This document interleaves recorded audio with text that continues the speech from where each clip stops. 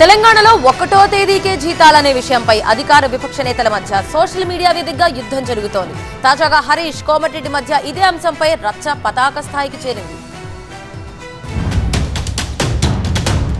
ఇటీవలి అసెంబ్లీ ఎన్నికల్లో 64 స్థానాలు గెలుచుకుని అధికారంలోకి వచ్చిన కాంగ్రెస్ ప్రభుత్వాన్ని జీతాల విషయంపై ప్రశ్నించారు మాజీ మంత్రి హరీష్ రావు. అధికారంలోకి వస్తే 1వ తేదీన జీతాలు ఇస్తామని ఎన్నికల వేళ మాటిచ్చిన కాంగ్రెస్ అధికారంలోకి రాగానే ఆ మాట తప్పిందన్నారు ఆయన. గత ఏడాది డిసెంబర్ నెలకు సంబంధించి 10,632 మంది సమగ్ర శిక్ష ఉద్యోగులకు, జనవరి ఫిబ్రవరికి సంబంధించి 12,660 మంది సమగ్ర శిక్ష ఉద్యోగులకు వేతనాలు అందలేదని సోషల్ మీడియా వేదికగా ఆరోపించారు హరీష్ రావు. ప్రభుత్వ పాఠశాలల్లోని మధ్యాహ్న భోజన కార్మికులకు 3 నెలల నుంచి వేతనాలు పెండింగ్ లో ఉన్నాయని ఆరోపించారు ఆయన. మధ్యాహ్న భోజన పథకానికి సంబంధించి వంట ఛార్జీలు, కోడిగుడ్ల బిల్లులు పెండింగ్ లో ఉన్నాయని, వెంటనే వాటిని చెల్లించాలంటూ హరీష్ డిమాండ్ చేశారు. ఇటీవలి అసెంబ్లీ సమావేశాల సమయంలో కూడా 1వ తేదీకి జీతాల అంశాన్ని పదే పదే ప్రస్తావించారు హరీష్. 3 నెలల నుంచి 2 నెలల నుంచి కూడా అవుట్ సోర్సింగ్ ఉద్యోగులకు, కాంట్రాక్ట్ ఉద్యోగులకు జీతాలు పడతలేవు.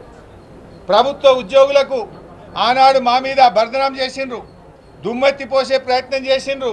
కానీ ఇలా 6వ తారీఖు 7వ తారీఖు వచ్చిన ప్రభుత్వ ఉద్యోగులకు ఇంకా వేతనాలు పడుతున్నటువంటి పరిస్థితి లేదు. ఇలా ఒక్కొక్క విషయం బయటపడతా ఉంది.